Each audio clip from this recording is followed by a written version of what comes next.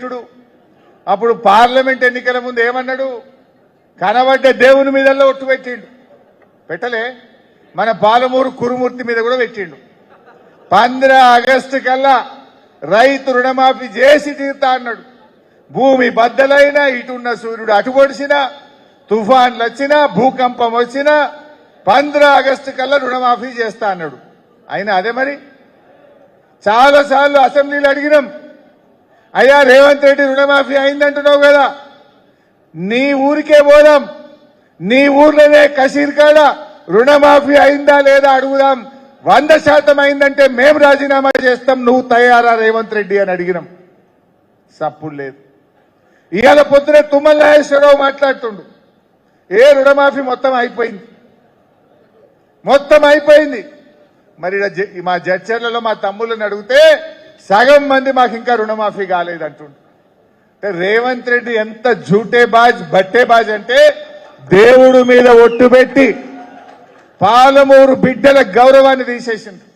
పాలమూరు బిడ్డలంటే ఎంత మంచోళ్ళు, స్వచ్ఛమైన పాల లాంటి వాళ్ళు, మాట అంటే మాట మీద నిలబడే వాళ్ళు, ప్రాణం పోయినా సరే మాట తప్పని బిడ్డలు పాలమూరు బిడ్డలు. కానీ రేవంత్ రెడ్డి ఇలా పాలమూరు పరువు తీస్తున్నాడు. పాలమూరు బిడ్డకింత తప్పుడు మాట్లాడతాడా, దేవుని మీద ఒట్టుబెట్టి మోసం చేస్తాడా అని ఇలా పాలమూరు పరువు తీసే విధంగా రేవంత్ రెడ్డి యొక్క ప్రవర్తన ఉన్నది. ఒక్కసారి రుణమాఫీ గురించి చూద్దాం ఏం మాట్లాడిండో. రామప్ప దేవాలయం శివుడి సాక్షిగా, సమ్మక్క సారమ్మ సాక్షిగా, 1000 స్తంభాల గుడి సాక్షిగా, ఓములమ్మ సాక్షిగా, మాతర సరస్వతి మందిరం మీద వచ్చే చెప్తున్నా, కొమరవెల్లి మల్లన్న సాక్షిగా, యూట్యూబ్ లో ఉన్న పెద్దమ్మ సాక్షిగా నేను మీకు మాట ఇస్తున్నా. ఈ కొత్త గడ్డ మీద నుంచి మాట ఇస్తున్నా.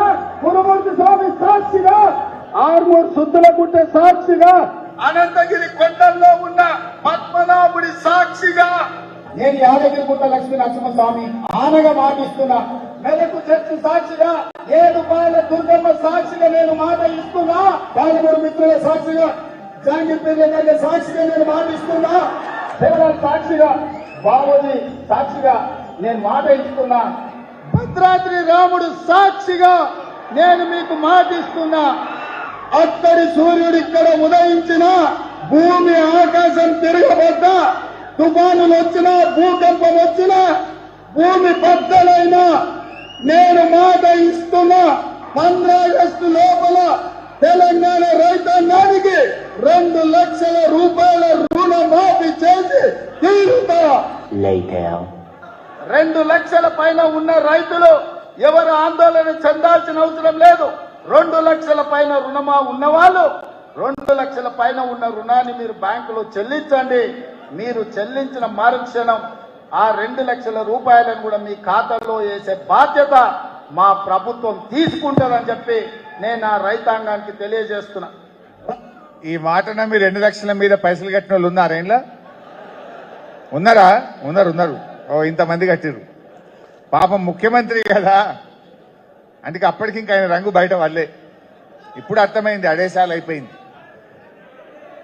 ముఖ్యమంత్రి కదా అని నమ్మి ఆ 2 లక్షల మీద రూపాయలు కూడా 3 రూపాయల మిత్తికి 2 రూపాయల మిత్తికి తెచ్చి డబ్బులు కట్టింది. ఇలా వాళ్ళకు కూడా రుణమాఫీ కాలే. ఇలా ఏమైపోయింది రేవంత్ రెడ్డి వల్ల?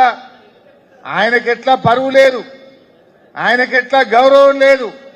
ముఖ్యమంత్రి అంటే ఆయన గౌరవాన్ని ఆయనే దెబ్బతీసుకున్నాడు. కానీ ఆ కుర్చీకున్న విలువ కూడా ఇవాళ తగ్గిపోయే పరిస్థితి ఏర్పడ్డది. ఇవాళ రుణమాఫీ విషయంలో రైతుల్ని ఇవాళ దారుణంగా మోసం చేసిండ్రు. ముందు బ్యాంకర్లను అడిగిండ్రు ఎన్ని డబ్బులు కావాలంటే 40,000 కోట్లు కావాలన్నారు. అసెంబ్లీలో గవర్నర్ ప్రసంగంలో రుణమాఫీకి 35,000 కోట్ల రూపాయలు ఇస్తున్నామని చెప్పిండ్రు. మరి చేసింది ఎంత? 19,000 కోట్లు. చెప్పుడు 21, నిజంగా అయింది 19-20 అయింది అంతే.